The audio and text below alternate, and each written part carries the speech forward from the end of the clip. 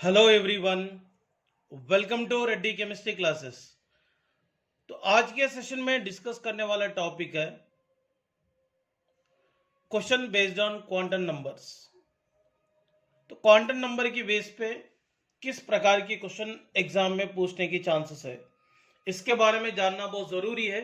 Please and each and every student quantum number को बहुत अच्छी तरीके से रीड करना ज़रूरी है।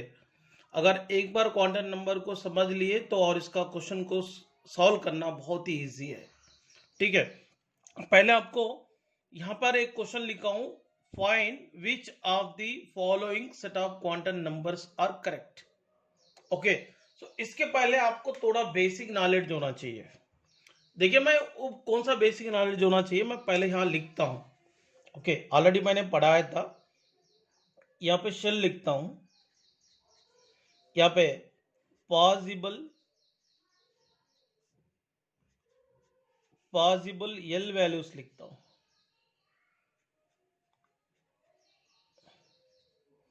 ओके ना, पॉसिबल एल वैल्यूज लिखता हूं। देखिए,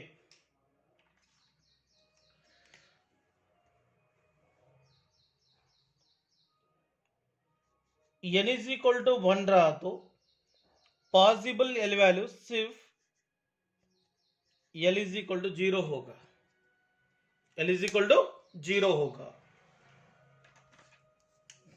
अगर मान लीजिए n इज इक्वल टू 2 रहा तो एल का वैल्यू क्या क्या पॉसिबल हो सकता है? 0 1। मैंने एक क्लियरली अजीमुथल क्वांटम नंबर में एक्सप्लेनेशन किया था। अगर n is equal to 3 shell में पॉसिबल होने वाले एल वैल्यूज ये वैल्यू से कम, मतलब 0 1 2, n इज इक्वल टू 4 रहा तो एल का वैल्यू 0 1 2 3 होगा। अगर मान लो n इज इक्वल टू 5 बोले तो एल वैल्यू क्या हो सकता है? 0 1 2 3 4। ए वैल्यू से एक कम रखना पड़ता है इसका पॉसिबल वैल्यूज का मैक्सिमम नंबर। मतलब n इज इक्वल टू 1 में सिर्फ l is equal to 0 possible है। n इज इक्वल टू 2 में 0 भी रहेगा 1 भी रहेगा। n इज इक्वल टू 3 में 0 1 2। n इज इक्वल टू 4 में 0 1 2 3। n इज इक्वल टू 5 में 0 1 2 3 4। अगर मैं n इज इक्वल टू 6 लूंगा तो 0 1 2 3 4 5। ओके ना। इसके बाद देखिए,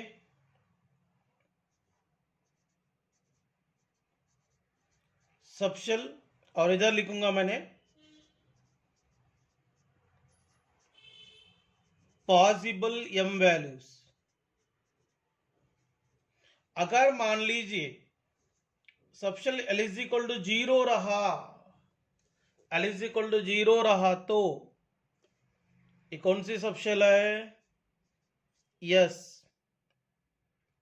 इसमें एम वैल्यू क्या पॉसिबल हो सकता है? सिर्फ 0, सिर्फ 0 पॉसिबल है। Only M is equal to 0 का एक ही ओरिएंटेशन पॉसिबल है। L is equal to 1 P subshell है, इसका पॉसिबल एम वैल्यूज। अरे एम वैल्यू कहां से कहां तक रहता? बोला ना, -l कामा 0 टू एंड होता है प्लस एल पे। मतलब इसको कैसे लिखते? -1 0 +1। इसमें 3 ऑर्बिटल रहते हैं, एक -1 ओरिएंटेशन का, एक 0 का, एक 1 का। अगर मैंने l इज इक्वल टू 2 लूंगा तो d सबशेल है, इसमें पॉसिबल एम वैल्यूज क्या होगा? 2 बोले तो माइनस से शुरुआत करेंगे, -2 -1 0 +1 +2।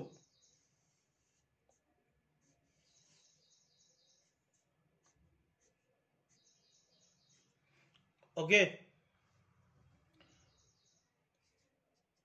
एल इज इक्वल टू 3 बोले तो एफ सबशेल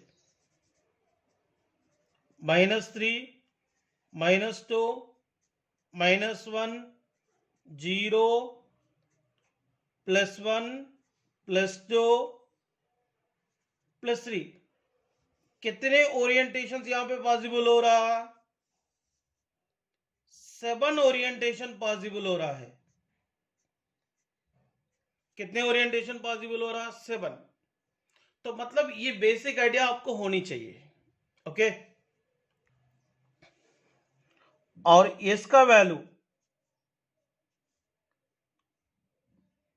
±1/2 हो सकता है। इसका मतलब समझ लो,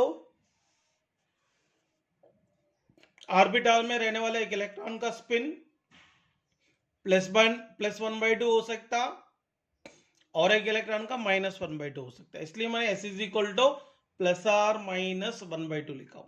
चलो देखते हैं इसका बेस पे क्वेश्चन कैसे आने की चांसेस है। ओके ना, तो पहले अपन थोड़े क्वेश्चंस को, थोड़ा रिप्रेजेंटेशन को प्रैक्टिस करेंगे, वो सही है क्या गलत है क्या। ओके, मैं यहां पे एक रिप्रेजेंटेशन लिखता हूं। n = 4, L = 3, m = 0, S = +1/2। सो ये रिप्रेजेंटेशन सही है क्या गलत है क्या पहले समझना है। देखिए बच्चों, मतलब इसका मतलब भाई n = 4th शेल में L = 3 का सब शेल पॉसिबल है क्या, है ना। n = 4 है तो कौन सी सब शेल पॉसिबल होगा? 0 पॉसिबल होता है, 1 भी पॉसिबल होता है, 2 भी पॉसिबल होता है, 3 भी पॉसिबल होता है। सही है ना, L = 3 होगा। अगर L = 3 रहा तो L = 3 में M = 0 हो सकता क्या? होगा। L = 3 रहा तो पॉसिबल M वैल्यूज चेक कर लो। -3 रखा तो भी सही होता, -2 रखा तो भी सही होता, -1 रखा तो भी सही है, 0 +1 +2 +3 ये सब पॉसिबल है। मैंने ये बोला M = 0 रहता है इसमें, और इसका +1/2 और -1/2 है। सो दैट ये रिप्रेजेंटेशन सही है। और इसको समझने के लिए मैं आपको बताना चाहता हूं। देखिए, महाराष्ट्र में नांदेड़ डिस्ट्रिक्ट में बोकर नाम का तालुका है। सही है क्या गलत है? सही है, क्योंकि महाराष्ट्र में नांदेड़ डिस्ट्रिक्ट है। नांदेड़ एक डिस्ट्रिक्ट है, इसके अलावा बहुत सारे डिस्ट्रिक्ट है, मैं पर्टिकुलर डिस्ट्रिक्ट बता रहा हूं। महाराष्ट्र में नांदेड़ डिस्ट्रिक्ट में बोकर नाम का तालुका है। सही है ना। अगर मैं ऐसा बोलूंगा, महाराष्ट्र में नांदेड़ डिस्ट्रिक्ट में हैदराबाद नाम की तालुका है, ये सही है का स्टेटमेंट? गलत है। तो इस प्रकार का क्वेश्चन है। L = 4 बोले तो L = 3 हो सकता, और M = 0 भी हो सकता, S = +1/2 भी हो सकता। ये रिप्रेजेंटेशन सही है। ध्यान दे दो बच्चों, क्वांटम नंबर अच्छी तरह से रीड करने के बाद ही ये क्वेश्चन सॉल्व करना पड़ता है। ओके ना। n = 4, L = 0, m = 0, S = +1/2 होगा क्या? n = 4 बोले तो मैं पहले ही बोला था L वैल्यू क्या क्या हो सकता है? 0, 1, 2, 3 तक हो सकता है। 0 सही है। L = 0 रहा तो m वैल्यू हमेशा 0 होना है। ओके ना। S = +1/2 ये भी रिप्रेजेंटेशन सही है। चलो मैं और एक बताना चाहता हूं। n = 3, L = 3, M = 1, S = +1/2 ये रिप्रेजेंटेशन सही है क्या? देखो, n = 3 में L का वैल्यू क्या क्या पॉसिबल हो सकता? 0, 1, 2। बोले 0, 1, 2 ये 3 पॉसिबल होगा, मगर 3 पॉसिबल नहीं होगा। सो दैट ये रिप्रेजेंटेशन गलत हुआ। इसमें से एक भी गलत हुआ तो टोटल रिप्रेजेंटेशन को गलत मानना चाहिए। ये पॉइंट समझ में आया होगा। Next one, n is equal to 3, L is equal to 2, m is equal to +1, s is equal to -1/2। देखिए n is equal to 3 रहा तो l is equal to 2 रह सकते ना, रह सकते, क्योंकि 0, 1, 2 तीनों में से कोई भी वैल्यू रह सकता है इसमें। L is equal to 2 बोले तो m वैल्यू क्या हो सकता है, -2, -1, 0, +1, +2। सो ये हो सकता है, तो इसका वैल्यू +1/2 भी हो सकता है, नहीं तो -1/2 भी हो सकता है। सो ये प्रेजेंटेशन सही है। n is equal to 4, L is equal to 0, m is equal to +1, s is equal to +1/2। ये रिप्रेजेंटेशन क्या होगा, ये रिप्रेजेंटेशन क्या होगा, n is equal to 4 में l is equal to 0 रह सकता है, but l is equal to 0 रहा तो m वैल्यू +1 कभी नहीं रहता, क्योंकि l is equal to 0 बोले तो पॉसिबल m वैल्यूज क्या रहता है, 0 ही रहता, बट यहाँ +1 लिखा मैंने, गलत हो गया ना रिप्रेजेंटेशन, गलत हुआ कि नहीं। Next one, n is equal to 2, L is equal to 1, m is equal to -1, s is equal to +1। n is equal to 2 में l is equal to 1 रह सकता, ओके ना। अभी n is equal to 2 बोले तो क्या क्या possible होगा, इससे कम करो ना, 0, 1 तक, 0 भी रहेगा 1 भी रहेगा, सही है। l वैल्यू 1 रहा तो m वैल्यू -1 रह सकता ना, रह सकता, क्योंकि m values possible, m values क्या है, -1, 0, +1। सो सही है, बट s का वैल्यू +1 नहीं रहता, रहा तो +1/2 रहना, नहीं तो -1/2 रहना। अभी समझ रहे होंगे आप लोग। और एक क्वेश्चन करते हैं, n is equal to 4, L is equal to 3, m is equal to +2, s is equal to +1/2। Representation सही है गलत है, सही है। n is equal to 4 में l is equal to 3 तक रह सकता, 3 में m is equal to +2 भी रहता, s is equal to +1/2 भी रहता है। n is equal to 3, L is equal to -2, m is equal to +1, s is equal to +1/2। तो n is equal to 3 रहा तो l वैल्यू क्या हो सकता है, 0 रह सकता, 1 रह सकता, 2 रह सकता, मगर ये -2 क्या है, -2 नहीं रहता, गलत है ये। इसे एक भी गलत हुआ तो गलत हो जाता है, समझ रहे ना। सो और भी आप लोगों के लिए प्रैक्टिस के वास्ते देता हूँ, लिस्ट दिया ना, डाउट आया तो लिस्ट में चेक करने का, देन सॉल्व करने का।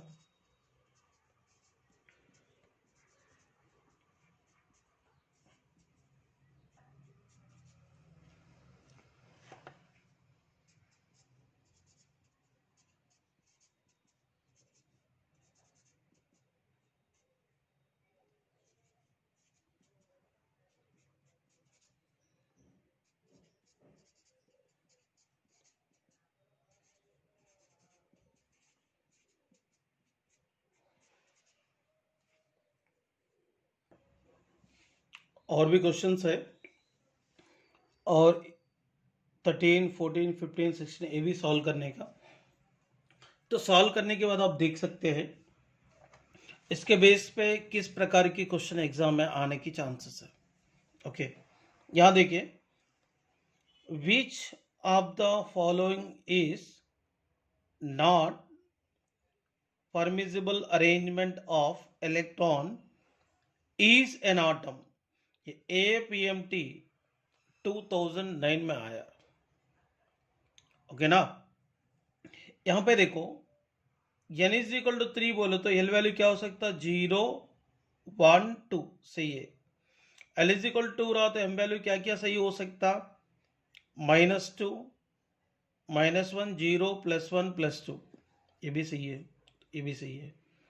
n इज इक्वल टू 4 में l इज इक्वल टू 0 रह सकता है, तो m इज इक्वल टू 0 भी रह सकता, so s is equal to +1/2 और -1/2, ये भी रिप्रेजेंटेशन सही है। Third one, n is equal to 5 रहा तो l वैल्यू क्या हो सकता है यार, 0 1 2 3 4 रह सकता, मतलब इसमें 3 सही है। l इज इक्वल टू 3 बोलते हैं, m वैल्यू क्या है -3 -2 -1 0 +1 +2 +3, इसमें 0 सही है, ऐसे वैल्यू +1/2 और -1/2, तो ये सही है। ये रिप्रेजेंटेशन देखो, n is equal to 3, l is equal to 2 रहा तो m इज इक्वल टू -3 नहीं रहता, रहता क्या, नहीं रहता, क्यों, l इज इक्वल टू में m की वैल्यू क्या रहता, -2 -1 0 +1 +2 रहता, मतलब -3 नहीं रहता, सो दैट इसका आंसर इज डी। ओके, इस प्रकार के क्वेश्चन आते हैं, इसलिए मैंने प्रैक्टिस करके लिया था। नेक्स्ट वन देखिए, which one of the following sets of quantum numbers are correct, इसमें कौन सी क्वांटम नंबर का सेट करेक्ट है। n इज इक्वल टू 3 में l इज इक्वल टू 2 रह सकता, l इज इक्वल टू 2 रहा तो m वैल्यू -2 भी रह सकता, s इज इक्वल टू +1/2 भी रह सकता, सही है। n इज इक्वल टू 4 रहा तो l वैल्यू क्या रह सकता, 0, राइट है। m इज इक्वल टू 0 भी रह सकता, s इज इक्वल टू +1/2, सही है। But n is equal to 3 में l इज इक्वल टू 3 नहीं रहता, क्योंकि n इज इक्वल टू 3 में l वैल्यू क्या पॉसिबल है, 0 1 2, मगर 3 पॉसिबल है क्या, नहीं है, सो दैट आंसर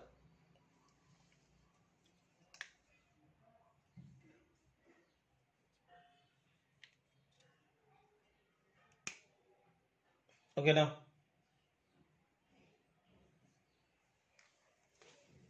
एक्चुअली इसमें कौन सा करेक्ट है, ये तो गलत हो गए।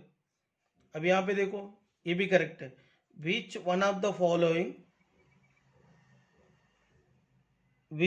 Following set of quantum numbers are not correct बोलेंगे। एक्चुअली यहाँ पे क्वेश्चन को थोड़ा चेंज है, नॉट करेक्ट, ए करेक्ट है, बी करेक्ट है, डी करेक्ट है, मगर सी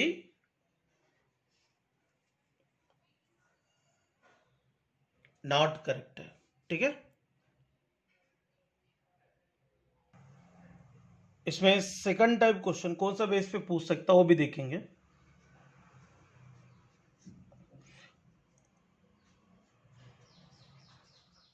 find the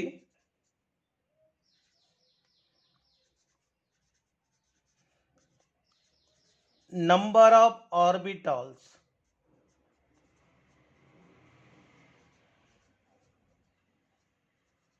present in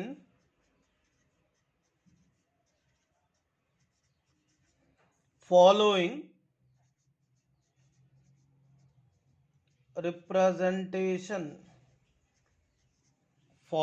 representation. Please concentrate. Question 1, n is equal to 2, l is equal to 0, मतलब क्वेश्चन ऐसा है, महाराष्ट्र में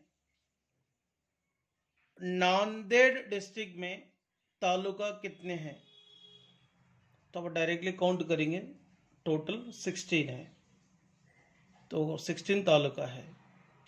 क्वेश्चन ऐसा है, मतलब यहां पर ये पूछे है n is equal to 2 shell में l इज इक्वल टू 0 सब शेल रहता, l इज इक्वल टू 0 सब शेल में ऑर्बिटल कितने हैं, तो l इज इक्वल टू 0 बोले तो कौन सा सब शेल है, यस सब shell,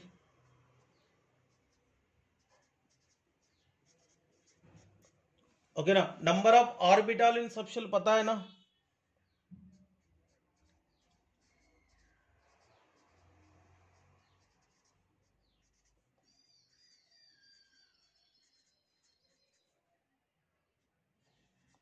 to L plus 1, okay, तो यहां पे 2l प्लस 1 में पुट करेंगे,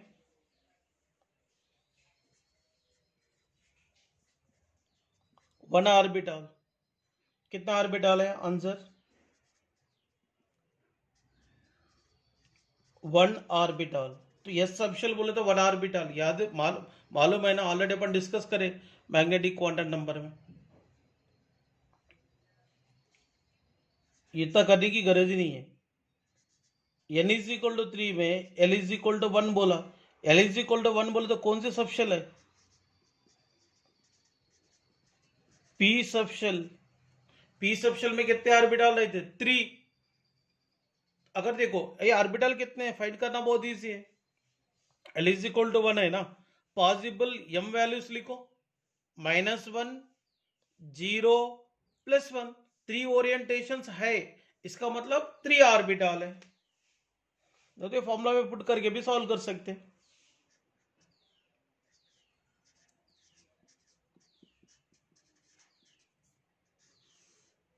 p सबशेल में ओनली 3 ऑर्बिटल रहता। n is equal to 4, l is equal to 2 दिया, मतलब फोर्थ शेल में l is equal to d subshell है, तो d सबशेल है ना ये, l इज इक्वल टू बोले तो क्या है? d subshell. तो d सबशेल में कितने ऑर्बिटल रहता? 5 ऑर्बिटल्स। देखो ना, आपको यार ऑर्बिटल याद नहीं आता तो इससे भी अपन बना सकते। देखो l वैल्यू 2 है तो m वैल्यू क्या होगा? -2, -1, 0, +1, +2। कितने ओरिएंटेशन है? 5, सो दैट 5 ऑर्बिटल है। Next one, n is equal to 4, l is equal to 3, कौन सी सबशेल है? f सबशेल है। अभी क्वेश्चन ऐसा आता है, how many orbitals present in n is equal to 4 and l is equal to 3 subshell. मतलब यहां पर क्वेश्चन ऐसा है, महाराष्ट्र में रहने वाले, ओके ना यवतमाल डिस्ट्रिक्ट में कितने तालुका है? तो आपको मतलब यवतमाल में कितने तालुके उतने ही बताएंगे। अब नांदेड़ का आंसर नहीं बता सकते ना, क्योंकि नांदेड़ डिस्ट्रिक्ट अलग है, यवतमाल डिस्ट्रिक्ट अलग है। ओके ना, यहाँ पे देख n is equal to 4, l is equal to 3, F subshell हो गए। एफ सबशेल में ऑर्बिटल कितने रहते? 7 ऑर्बिटल रहते। अगर आपको ऑर्बिटल कितने याद नहीं आए तो देखो, l is equal to 3, m value कैसे लिखेंगे? -3, काउंट करो 1, -2, -1, 0, +1, +2, +3, कितने ओरिएंटेशन हो गए? 7, सो दैट 7 ऑर्बिटल्स। 7 ऑर्बिटल। इस प्रकार की मतलब क्वांटम नंबर का रिप्रेजेंटेशन देकर क्वेश्चन पूछ सकते हैं।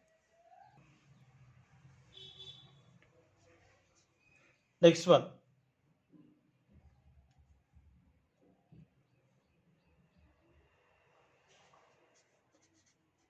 n is equal to 4, l is equal to 1, m is equal to 0। ये क्वेश्चन कैसा है मैं आपको समझा देता हूं। महाराष्ट्र में, ओके ना, नांदेड़ डिस्ट्रिक्ट में बोकर नाम की तालुका कितने हैं? ये क्वेश्चन प्लीज समझ लो। महाराष्ट्र में नांदेड़ डिस्ट्रिक्ट में टोटल 16 तालुका है। इसमें से बोकर नाम का तालुका तो कितने रहेंगे? 1 ही रहेंगे ना, ऐसा तो नहीं रहेंगे बोकर 1, बोकर 2, बोकर 3। आप लोग भी मत बनाए करो, ओके ना। ये क्वेश्चन भी वैसी टाइप की है। n is equal to 4, l is equal to 2, m is equal to 0।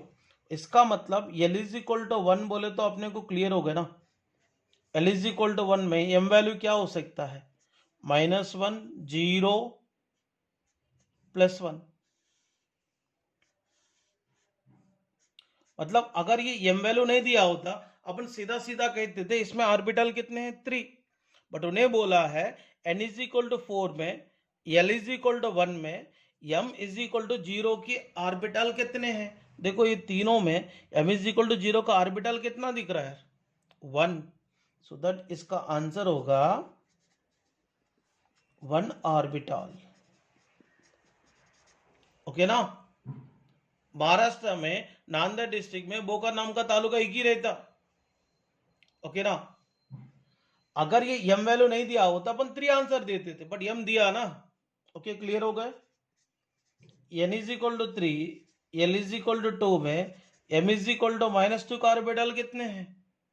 अभी क्वेश्चन ऐसा है, महाराष्ट्र में नांदेड़ डिस्ट्रिक्ट में बोकर नाम का तालुका एक ही है, वैसे देगलूर नाम का तालुका कितने हैं पूछे तो क्या बोलेंगे? एक ही बोलेंगे ना यार।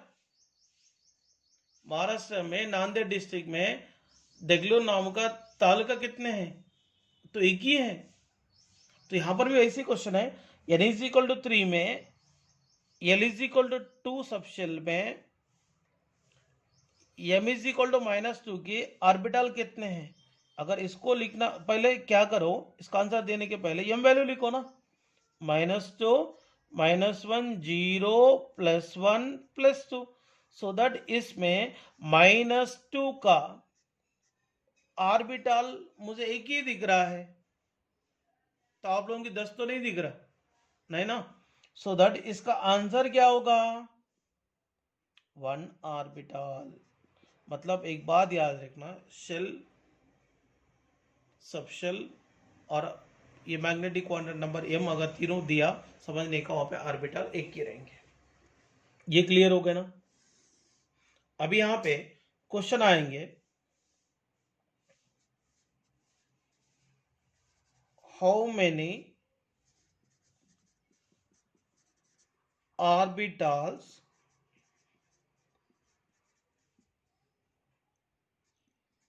present in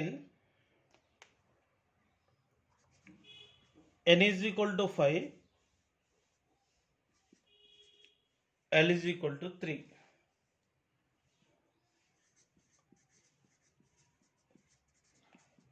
रिप्रेजेंटेशन 1 का आंसर 3 है, 2 का 4 है, 3 का 7 है, 4 का 5। इसमें n is equal to 5, l is equal to 3, मतलब कौन सा सबशेल हो गए? f सबशेल है। f सबशेल में कितने ऑर्बिटल रहे थे? 7, so the answer is 3।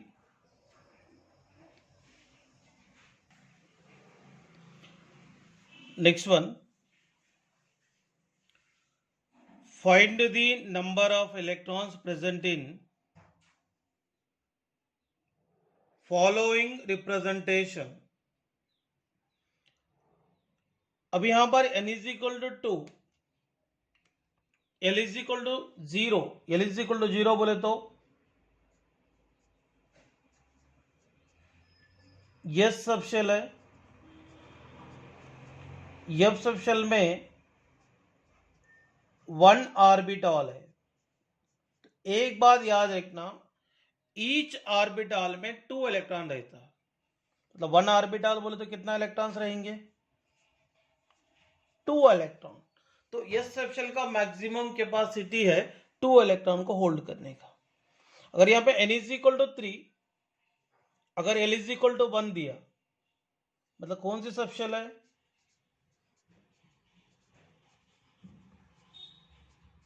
p subshell है। p सबशेल में टोटल कितने ऑर्बिटल है?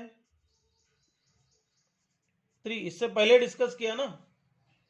तो 3 ऑर्बिटल बोले तो इलेक्ट्रॉन कितने होंगे? 6। ऑर्बिटल की डबल संख्या में इलेक्ट्रॉन रहता, each orbital contain 2 electrons.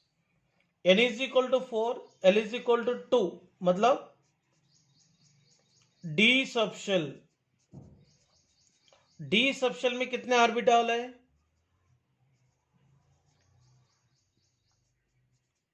5 orbital है, मतलब कितने इलेक्ट्रॉन्स हो गए? 10। n is equal to 4, l is equal to 3 में l इज इक्वल टू 3 दिया ना, मतलब f सबशेल है। f सबशेल में कितने ऑर्बिटल है? 7 ऑर्बिटल।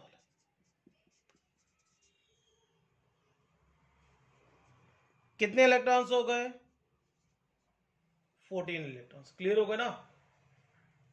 और यहां पे n is equal to 2, l is equal to 0 और s इज इक्वल टू +1/2 दिए। एल इज इक्वल टू 0 बोले तो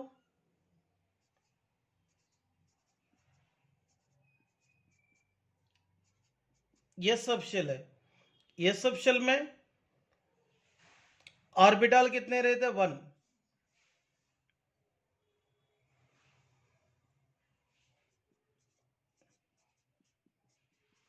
वन ऑर्बिटल में कितने इलेक्ट्रॉन्स रहते? 2। कितने इलेक्ट्रॉन्स है?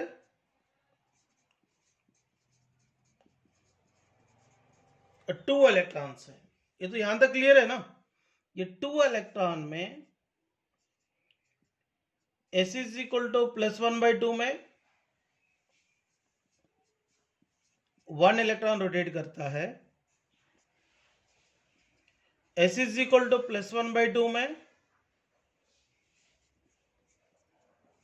1 इलेक्ट्रॉन रोटेट होता है, इसलिए इसका आंसर हो जाएगा 1। इसका क्वेश्चन क्या पूछा था? L is equal to second shell में, L इज इक्वल टू 0 सब शेल में रहने वाले ऑर्बिटल में S इज इक्वल टू +1/2 का डायरेक्शन में घूमने वाले इलेक्ट्रॉन कितने हैं? अरे टोटल 2 इलेक्ट्रॉन्स है ना, एक इलेक्ट्रॉन क्लॉकवाइज डायरेक्शन में घूमेंगे, एंटी क्लॉकवाइज डायरेक्शन में घूमेंगे। इसके बाद देखिए n is equal to 3, L is equal to 1, अगर S इज इक्वल टू +1/2 दिया, इसमें कोई कंफ्यूजन नहीं होना। L इज इक्वल टू 1 बोले तो कौन सा सबशेल है? P सबशेल है। P सबशेल में कितने ऑर्बिटल रहते? 3 ऑर्बिटल है। 3 ऑर्बिटल में कितने इलेक्ट्रॉन्स रहते? 6 इलेक्ट्रॉन्स है। इसमें 3 electrons S is equal to +1/2 direction में घूमते हैं और 3 electron S is equal to -1/2 direction में घूमते हैं। मगर यहां पे क्वेश्चन क्या पूछा था? S इज इक्वल टू +1/2 में घूमने वाले कितने हैं? इसका आंसर 3 है। n इज इक्वल टू 4 में, L इज इक्वल टू 2 में S इज इक्वल टू +1/2 का इलेक्ट्रॉन्स कितने हैं? L इज इक्वल टू 2 बोले तो D सबशेल है। D सबशेल में टोटल ऑर्बिटल होता है 5 ऑर्बिटल्स, टोटल इलेक्ट्रॉन्स होता है 10 इलेक्ट्रॉन्स। तो 10 इलेक्ट्रॉन में से 5 इलेक्ट्रॉन की spin S is equal to +1/2 रहता और 5 इलेक्ट्रॉन की spin S is equal to -1/2 रहता। सो दैट इसका आंसर क्या होगा? 5।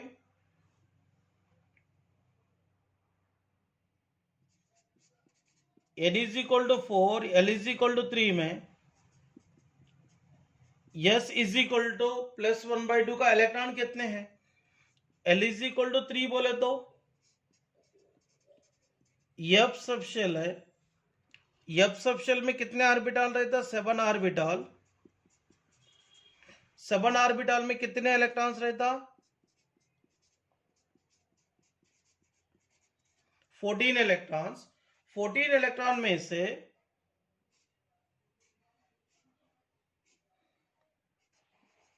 7 इलेक्ट्रॉन क्लॉकवाइज डायरेक्शन में घूमेंगे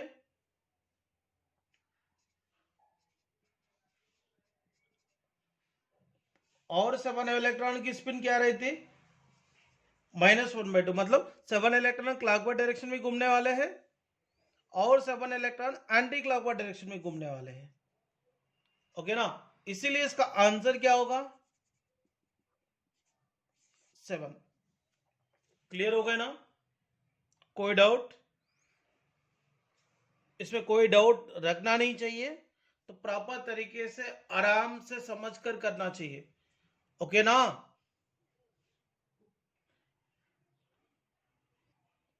इसमें कोई भी टेंशन नहीं लेने का। n is equal to 4, L is equal to 0, M is equal to 0, S is equal to +1/2। अगर ऐसा है तो उन्हें क्या बोला, n is equal to 4th shell में L इज इक्वल टू 0 सब शेल है। Okay, L is equal to 0 बोलता है, M वैल्यू क्या हो सकता, 0 ही होगा ना। L इज इक्वल टू 0 में M इज इक्वल टू 0 का ऑर्बिटल कितने, 1 ऑर्बिटल है। 1 ऑर्बिटल में कितने इलेक्ट्रॉन्स रहता, 2 electrons.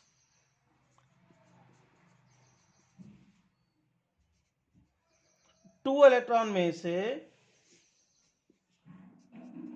1 electron S is equal to +1/2 का रहता and 1 electron S is equal to -1/2 रहता। सो दैट इसका आंसर होगा 1। और उन्हें क्लियरली बोला ना, n इज इक्वल टू 4 दिया, n वैल्यू दिया, L वैल्यू दिया, M वैल्यू दिया, तीनों दिया तो ऑर्बिटल एक ही रहता, ये बात याद रखना।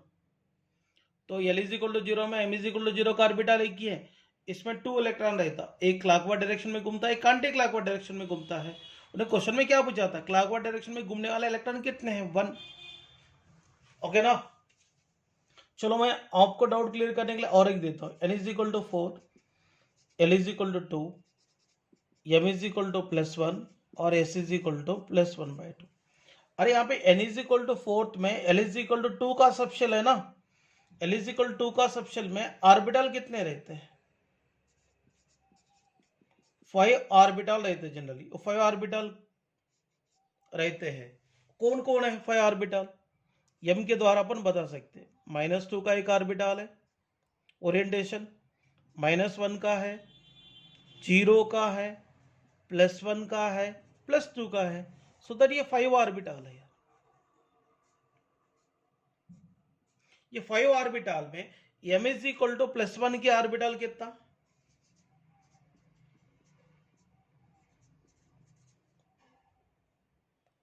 ओनली 1 ऑर्बिटल है। ओनली 1 ऑर्बिटल है तो कितने इलेक्ट्रॉन्स रहते, 2 इलेक्ट्रॉन्स रहते। ये 2 इलेक्ट्रॉन में से 1 इलेक्ट्रॉन की स्पिन क्या रहती, +1/2। अनदर 1 इलेक्ट्रॉन की स्पिन क्या रहती, -1/2। इसका मतलब यहाँ पे क्लॉकवाइज डायरेक्शन में घूमने वाले इलेक्ट्रॉन की संख्या 1। तो आपको डाउट यहाँ रखना ही नहीं है, अगर n value, L value, M value, S value देके कितने इलेक्ट्रॉन अगर पूछेंगे तो सीधा सीधा 1 इलेक्ट्रॉन बोल के लिखिए। उन्हें यहाँ ये बोला है n इज इक्वल टू 4 पे L इज इक्वल टू 2 में रहने वाले M is equal to +1 orbital में S इज इक्वल टू +1/2 कितने हैं, ऐसा क्वेश्चन पूछा है। मतलब n इज इक्वल टू 4 में L इज इक्वल टू 2 में 5 ऑर्बिटल रहता, बट 5 ऑर्बिटल में M इज इक्वल टू +1 का तो एक ही ऑर्बिटल है। ये 1 ऑर्बिटल में कितने इलेक्ट्रॉन रहते, 2 में एक इलेक्ट्रॉन +1/2 के साथ घूमता है, मतलब क्लॉकवाइज डायरेक्शन इसकी स्पिन है, ये क्लॉकवाइज डायरेक्शन में घूमेंगे, अनदर 1 एंटी क्लॉकवाइज डायरेक्शन में घूमेंगे। तो अपना क्वेश्चन में S इज इक्वल टू +1/2 में घूमने वाले इलेक्ट्रॉन कितने हैं, ओनली 1। क्लियर हो गए। तो इस प्रकार की क्वेश्चन एग्जाम में आते हैं, स्पेशली क्वांटम नंबर को बेस करके, और एक इलेक्ट्रॉनिक कॉन्फ़िगरेशन को लिंक करके पूछेंगे, इलेक्ट्रॉनिक कॉन्फ़िगरेशन को लिंक करके पूछेंगे। ओके ना, इसका भी ज्यादा टेंशन नहीं लेना। यहां तक प्लीज अच्छी तरह से प्रैक्टिस कर लो। और आपको मैंने असाइनमेंट शीट्स PDF सेंड किया था, और PDF में क्वांटम नंबर का जितने भी क्वेश्चंस रहता उतना कर लो प्लीज। इलेक्ट्रॉनिक कॉन्फ़िगरेशन के बेस पे और इसका एनर्जी के बेस पे क्वेश्चन रहता है, वो फिलहाल मत करो, तो कल की जो सेशन कंप्लीट होने के बाद सॉल्व कर सकते हैं। तो हार्डली 2 क्लासेस में लेसन कंप्लीट होगा। ये बहुत ही इंपॉर्टेंट लेसन है, और ये लेसन में से कम नीट में 2 क्वेश्चन आएगा, जेई में 1 क्वेश्चन आएगा। बट इसके बाद फर्दर लेसन से periodic table, chemical bonding, Redux, ये तीनों चैप्टर कंप्लीट करने के लिए ज़्यादा समय नहीं लगता। तो अपने को एटॉमिक स्ट्रक्चर, लेसन कंप्लीट करने के लिए ज़्यादा समय इसलिए लगा क्योंकि अब पहले बार एक न्यूमेरिकल जैसे चैप्टर को पढ़ रहे हैं, इसलिए इसके ऊपर थोड़ा ज़्यादा समय देना पड़ा। इसके बाद वाले जो लेसन है जल्दी जल्दी कंप्लीट होगा। ठीक है बच्चों।